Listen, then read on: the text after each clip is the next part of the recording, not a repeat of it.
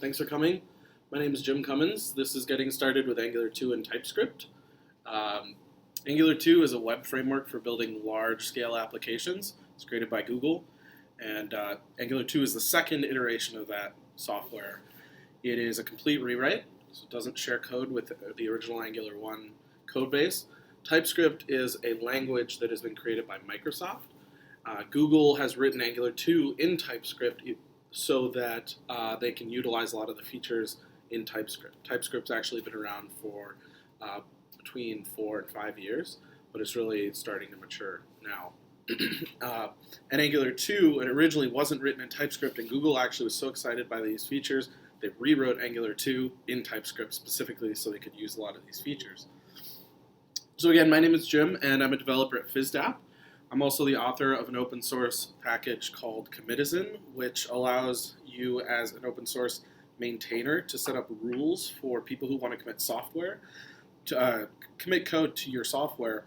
It allows you to set up rules so that you can basically maintain a really clean code base and have exactly the information you need in your commit messages so that you can generate a change log automatically.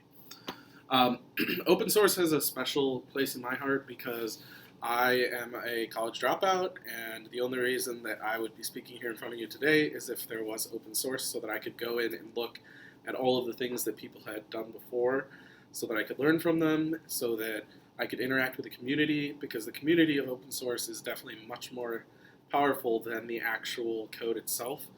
The number of people who have given me 5 minutes over the years to answer my question or to have a conversation with me about how to structure my app is just invaluable, and so I would encourage everyone here to get involved in any way possible, whether that's giving feedback or asking questions. Open source is about collaboration, so definitely continue to get involved as much as possible. So let's dig in. I'm going to give you a little bit of an intro here on why Angular2 was written and what problem we're trying to solve today. One of the things that we want to dive into then after that is the actual TypeScript language, so that the code doesn't look quite so foreign when we get to Angular2. We're actually going to build an application using Angular2, just a small one, and then there will be some time for Q&A after that. Excuse me.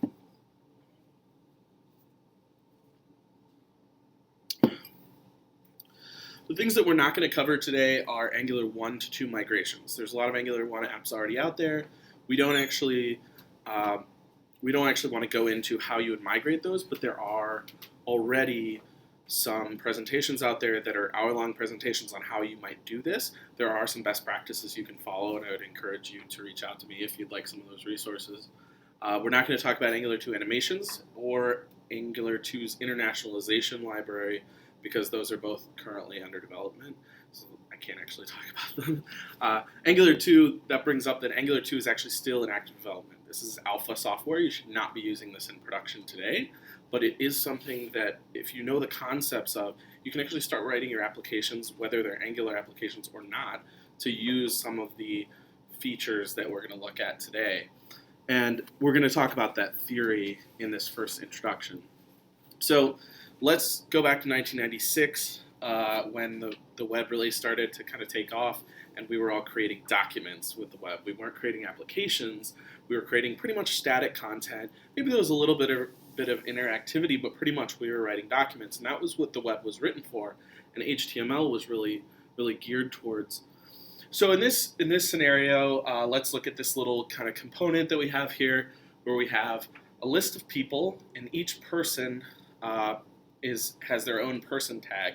Now this is HTML5, obviously not 1996 code, but now we can write this. We can write custom elements just like this in our code, which is great because it has a lot more meaning than if we just use divs everywhere. This is easy if you're a developer to say, what am I actually looking at? What am I working with? And then we have this CSS selector, and what this does is it says, if I have the selected attribute on a person, go ahead and make that bold. So really simple here, really simple CSS. This is what we are writing, and this is what the output is. So we have Jim and Mira, that's me and my wife, who are not bolded, and then my daughter, because she is selected, has bold. So this is pretty straightforward HTML, CSS. Let's fast forward a little bit. Say we're working in the exact same page, so that code that we just saw is still in the page, but of course now we're building an application. Maybe it's a dashboard, something like that. So we're going to add some more code to it. Here's some code we want to write. This looks really nice. It's a really straightforward API. We can write HTML where pets are a list, and then each pet has its own tag, which is pet. Again, we're using selected because it's really clear. It's showing that this is the selected pet in our output. And we're also going to use CSS again in this component. And this time we're going to say text decoration is equals underline. Now you'll notice that we use the exact same CSS selector. We use the brackets with selected. And what that does is it actually introduces a problem. You'll see the problem here. Shanti is bolded and underlined. Now remember, because we have the same code that we had before in the page, we actually have two CSS styles in the page, both use selected, and this is a problem. Now we could fix this problem, and often we do, by writing, instead of selected, we might write a more specific CSS selector like pet selected or person selected. But now what that means is that we're changing the way we write code because the language doesn't do what we want it to do. And what we really want the language to do is encapsulate each of our components so that they don't bleed into the other components, and then we don't get unintended side effects. And so one of the great things about CSS, but also the bad thing about CSS, is that CSS rules are global, right? We can't scope CSS rules. They're just there. And in order to encapsulate them, we just have to make them super specific. And then it begs the question, how reusable are super specific selectors? Well, they turn out to be not very, very reusable. We end up copying and pasting the selector over and over again, right? So we need encapsulation. And thankfully, the web is coming out now with something called web components. Web components give us this encapsulation that we want so that we could create a component like this without having selected bleed over into other components we might be writing. And what this lets us do is it lets us write code like we want to write code, not like we have to write code. And so this is really important as we go forward looking at Angular 2. Angular 2 is built using web components, but remember, web components are just a technology in the browser. They're not actually a way of building applications. So we need a way to say, how do we build applications using this component infrastructure? Now, you may already be using components as a way of building your application, but you're probably not using web components. If you use Angular 2, then you'll be using web components. You don't need to think about that, but you still need to think about components. So when we talk about components the rest of this presentation, forget web components for now. Just think about components as a way to build your application. So let's again look at our applications of today. Applications of today can tend to be a little bit of a rat's nest. We might have an app that includes things like person, people list, pet. These are just examples. They don't really mean anything. And then we trigger events when we interact with them. And those events cause different data to be displayed on the page at different times. And so our data flows in the opposite direction of the events. If I click on something, say I'm looking at a list, and I click on a filter, well, I clicked, that was the event on the filter, and the data that then goes into the list is the data. Now I have a two-way interaction there. I have the event, which is the event being clicked on, and then I have the data going the other way. And so we're going to represent these just as arrows. Hear me out. The events are in red, the data is in blue. So this is kind of how it looks, and as we develop our application, we get more and more complex functionality. We get data flowing over here and events flowing over here, and it kind of becomes unwieldy. We can have this happen where we click somewhere on the page, and then some data happens, which triggers an event, which causes data to happen, which causes an event. And Angular 1 and some other frameworks try to prevent you from doing this, but it's easy to have happen where you say, well, why did that change? I didn't do anything with that. If you've written a function called init, then you know what I'm talking about, because you will call init and someone else also called their function init, and now we have this kind of churning aspect to our application. So how do we do better than this? Well, we can start to think about our applications as just a tree of components, right? At the top we have our app, and then maybe we have some lists that exist in our app, And then underneath that, each item in the list is of a specific type. So this kind of lines up with the components that we started to write in those initial slides where we were looking at our components. How does this look with events? Well, events flow up. So if I click on a person, that tells the person list that I just clicked on that person. So the person list would then define whether or not I want the data to change in the list. Or maybe I want to show a completely different page in my application, in which case when I click on person, the event flows up all the way to app, and then app says, okay, you clicked on a person, now maybe we want to show that person's pet list. So I clicked on person, and now the data in the app, up at the app level, is going to say, okay, don't show person list anymore, show pet list. And this is how our data goes. Remember, it goes the opposite direction. There's no way to get around this. But what's great about this is our data is all flowing from the top down, and we're filtering bits of the data out based on where we are in the tree. So by the time we get to person, all we have is a single person. But if we're in person list, the data is a bunch of different people. And the same goes for pet list here. And as we add things to our application, functionality to our application, it doesn't matter because our arrows still all line up. So we're not actually adding, we're not going to have this circular dependency tree, which we end up with in a lot of applications, which causes really big headaches and makes it really hard to understand. So again, the data is flowing in one direction. Happy face, that's great.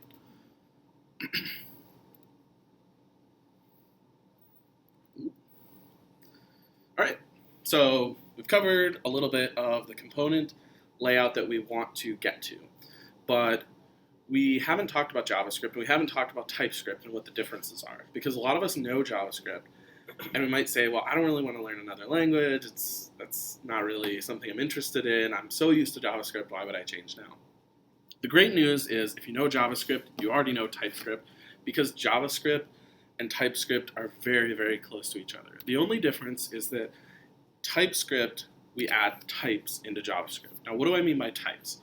Well, if you've heard of Java, Java is a strongly typed language, which means that when we create a variable, we say what type of thing we're going to be putting in that variable. We might say, here's a variable called name, and that variable name is always going to have a string in it. I can't later put an integer in there. So it's very strongly typed. JavaScript is the exact opposite. We just say variable name equals whatever, and if I want to put an integer in there, I can put an integer. If I want to put an object, I can put an object, and I can change it over and over and over again. So TypeScript is somewhere in the middle here. It's called duck typing, which means that you can use types if you want. You can use types if you don't want. It is whatever you want. But the more that you use the types, the more you're going to get back from your tools. So we'll talk a bit about what that looks like. But bottom line is, if you want to use TypeScript, you can just take your files, rename them to .ts, and they are now valid TypeScript. You might not get anything back from them. You might not get any benefit, but it certainly is not going to hurt. So this is also called humble typing. If you hear that, it just means you can use it when you want to. So again, why are we using this? Well, we might want to use TypeScript because in large code bases, you're going to get better readability. So if you're a developer who hasn't worked in this area of the application, it's a really large application, you sit down, you open the file, you know there's a bug in the file, you know there's some bug happening, but you don't really know about what data is flowing in and what data is flowing out, right? Well, TypeScript allows you to basically know what the developers before you expected from this component. And so this is really powerful when you're just sitting down needing to work on this. Also, you get a lot easier refactoring, because if we know that this function assumes there's a string coming in, then we don't need to do type checking on it if the editor already says we know a string is coming in. Another nice benefit of this is there's new language features in JavaScript, and TypeScript lets us use those in current browsers for free. So there's something called classes we'll look at. You can use classes in TypeScript, and it will convert them down into JavaScript that just runs in the browser for free. So you get to use these new features, which is great. The last thing, and I think this maybe is my personal favorite, coolest thing, is you actually get auto-suggest, like IntelliSense. So if you've ever programmed in Java, or in C#, you know that we get this because we're using strong types. Well, TypeScript gives us the ability to actually start typing something, and then our editor is going to say, hey, do you want to use this? Do you want to use this method? Do you want to use this property? And we can just hit enter and it will autofill it and actually ask us for the fields that we need to fill in. So it speeds up your development time too. In addition to, if there's many different properties, you can just start typing the first 3 letters and you don't have to worry about all of the other properties that might be there that you're not interested in. So again, I said that if you know JavaScript, then you know TypeScript. What does that look like?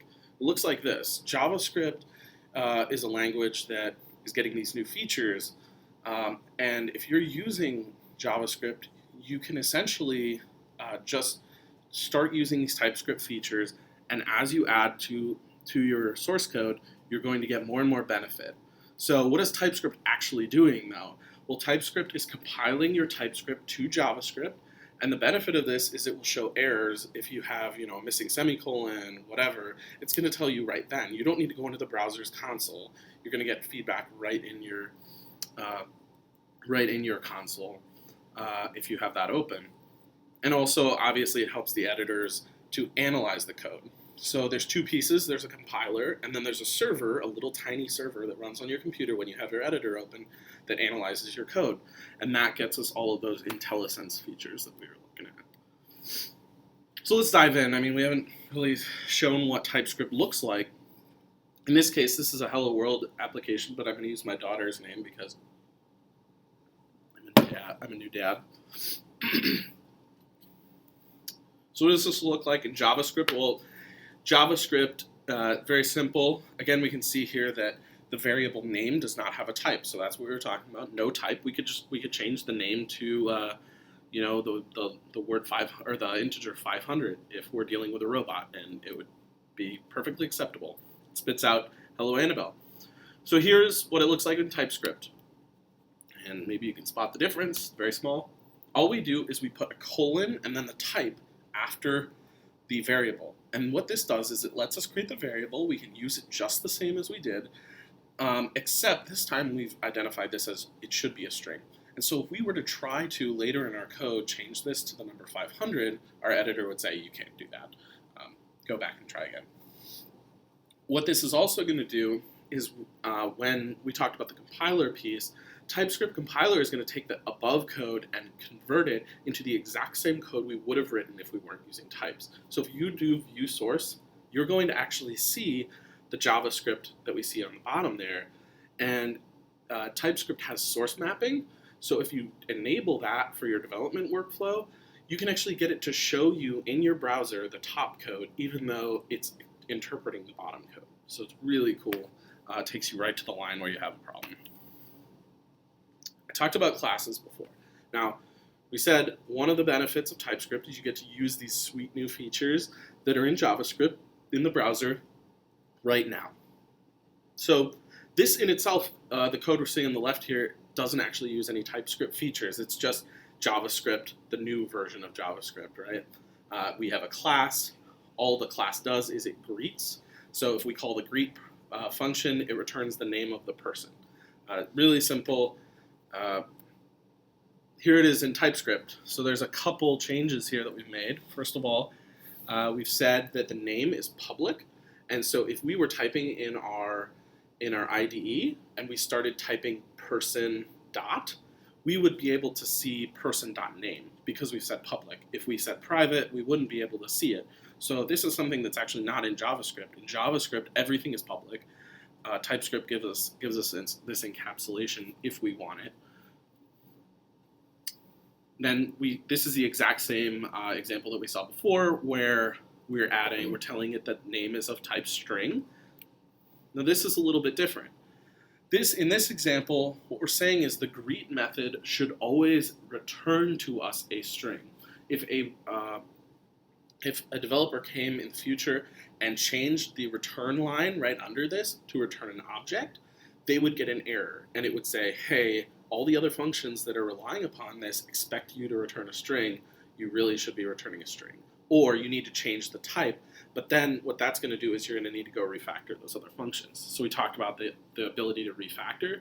This is one of those benefits where we could actually click on the greet method and do find occurrences, and it would essentially tell us all the places that the greet method is used. So really powerful stuff there. Interfaces, maybe a little bit more of an advanced topic, but interesting nonetheless. TypeScript gives us this for free, which is great. Basically, you would want to use an interface, and we generally want to use interfaces to define functionality. So we want to try and write our code as best we can to use interfaces that use a functionality. And in this case, we're gonna look at if we wanted to have multiple things be able to greet, right? So like we talked about, a robot can greet and also a human can greet, but they might be greeting in different ways. A human is going to say their name, a robot might say their ID number, which is an integer. So what does this look like? Here's TypeScript again.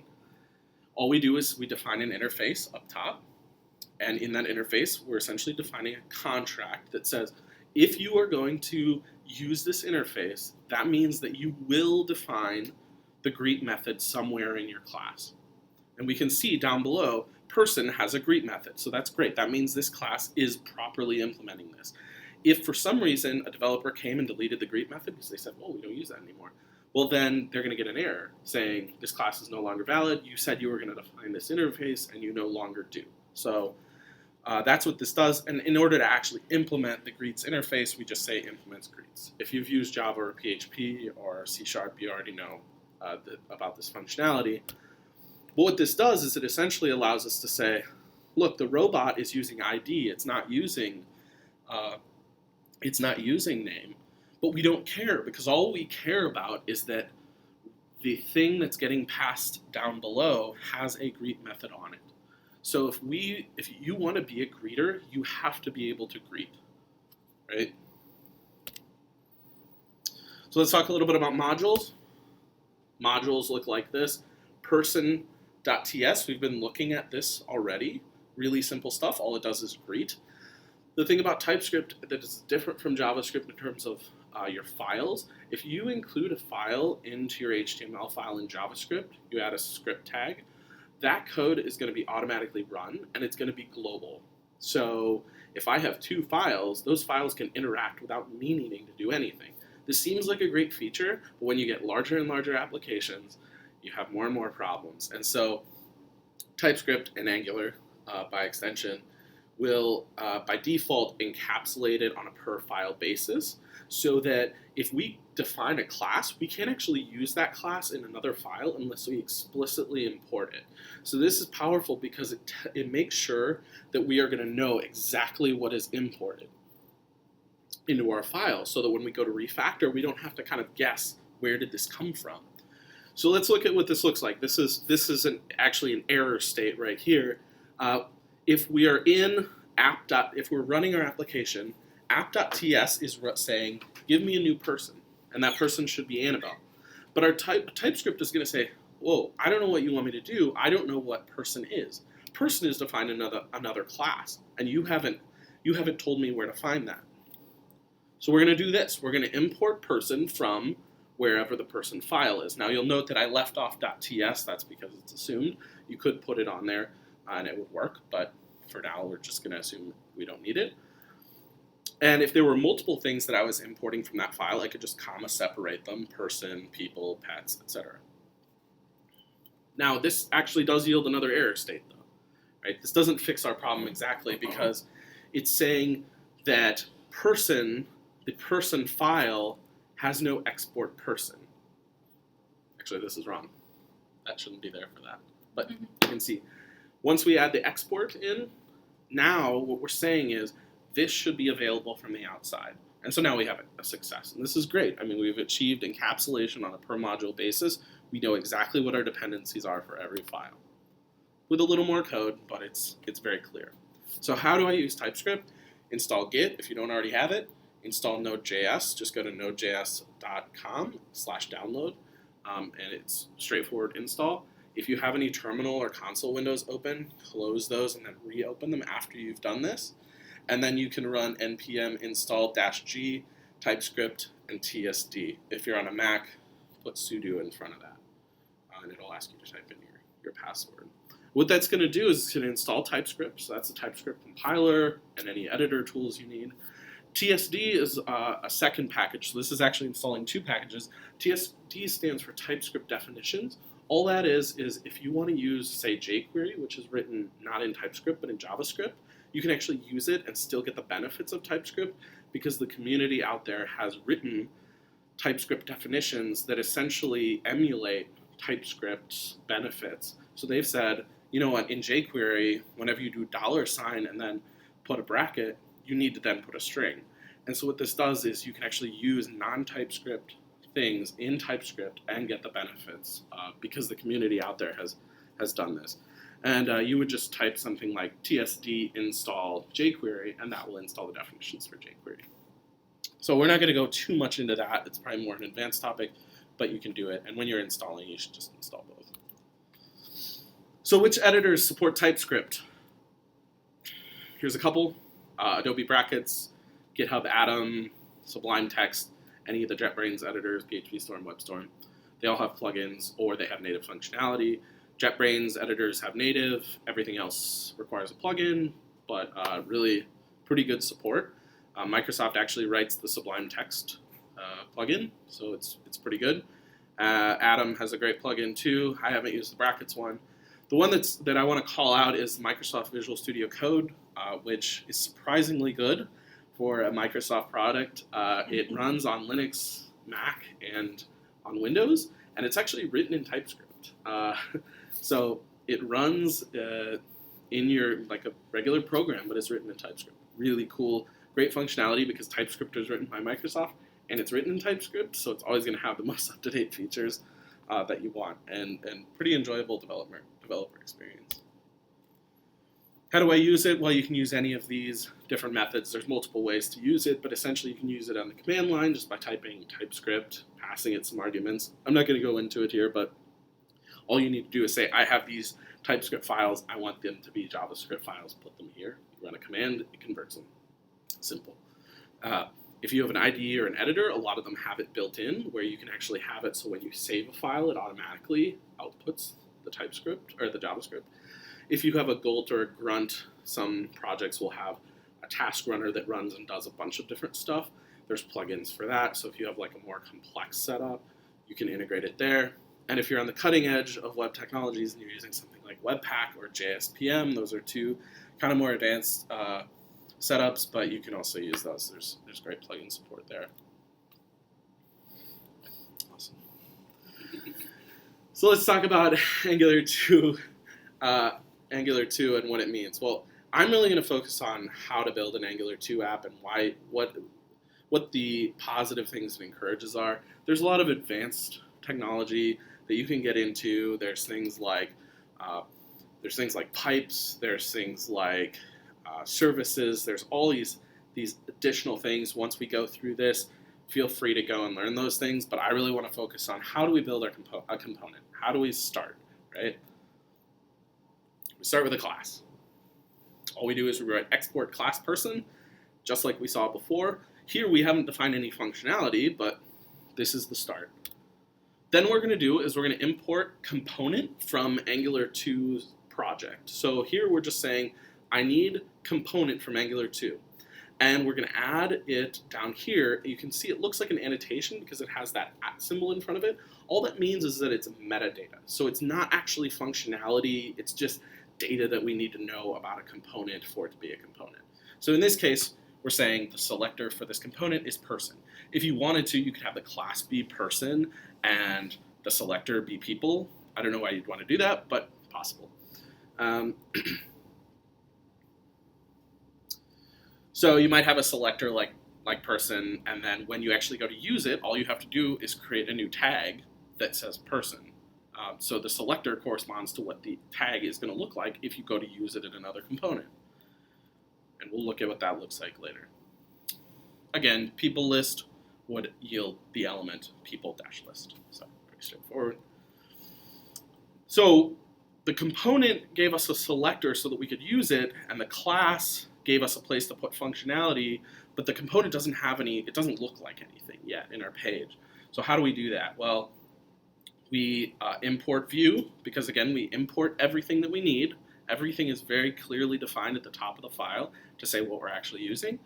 And in view, we can just pass in an object that has a template. And in this case, we're going to say a person has hair and has eyes. So really simple. Hopefully they have more things, but we'll start out with that.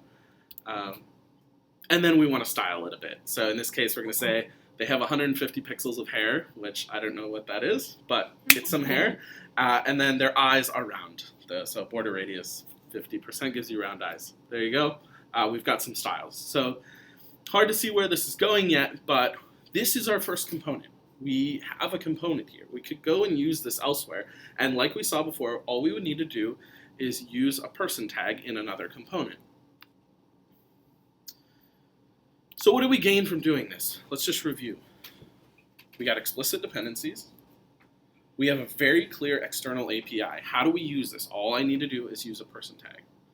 We have an internal structure that is composed of other components, hair and eyes. And we have the ability to visually style our children from the parent.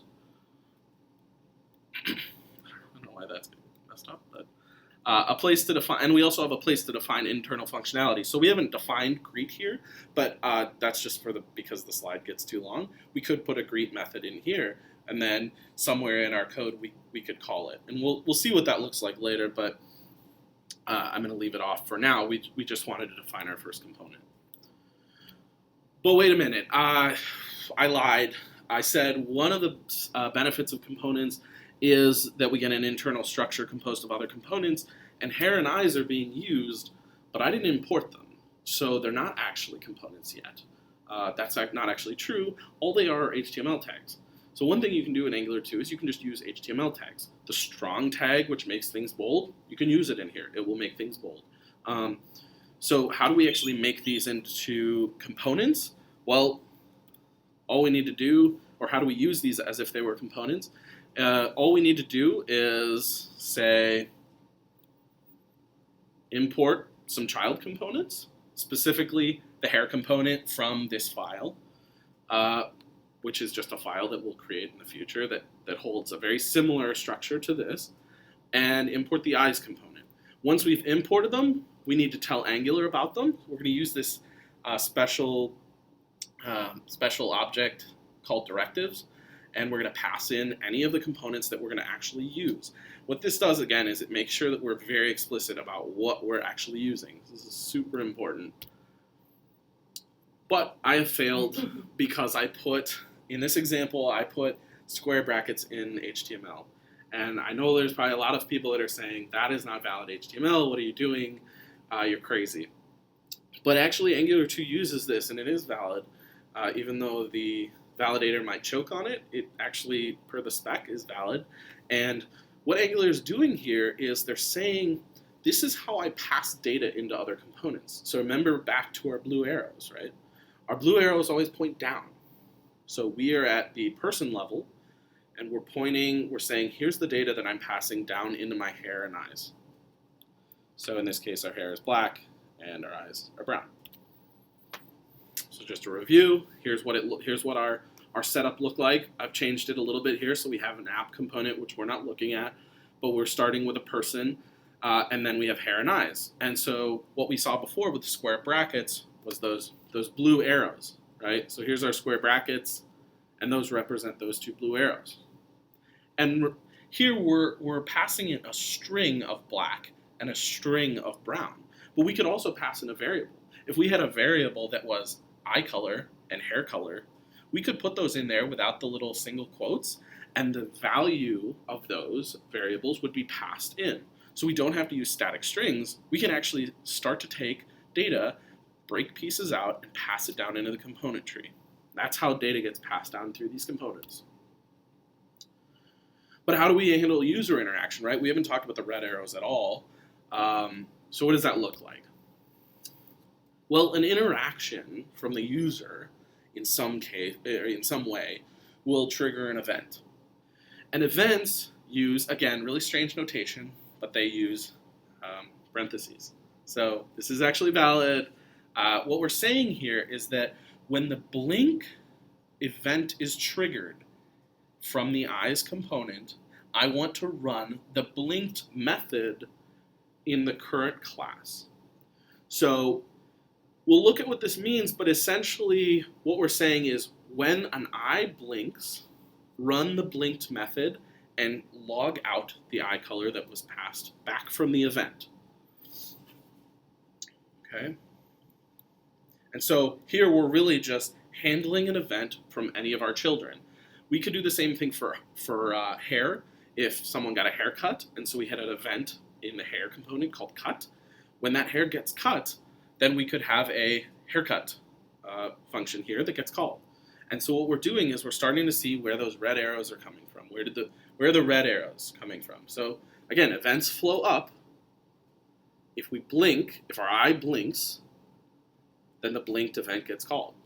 That's that red arrow right there. Now we didn't define any events for hair, so you notice I didn't put a red arrow there because we don't actually have an event for eye or for hair. But if we had a cut, we would add a second red arrow and we would add another event right there. But how does that actually happen? So there is no blink, right? But let's say that in our app, when a user clicks on the eyes, that is essentially blinking, right? So first we need to detect a click. How do we do that? Well, Angular has a built-in click event that you can put anywhere. And that, by detecting that click event, so now here we're in actually eyes. So we haven't looked at this file yet, but this is the component eyes. It looks very similar to the person component. There's a couple differences, but fundamentally, our template says we have two eyes, and each has a click event on them that we're looking at. And when that click event happens, call blink and pass in the color. But where does blink come from, and where does color come from, right? Well, it comes up from up top. In the component definition, what we're saying is, I, as a component, emit the event's blink. So any parent component can listen for that event and then do things. And also, we have a property, and the property is color. Remember, in our definition, when we were in person and we had an eyes tag, we passed in the color. So what this is saying is, I expect data to be passed into me as the eyes of a color.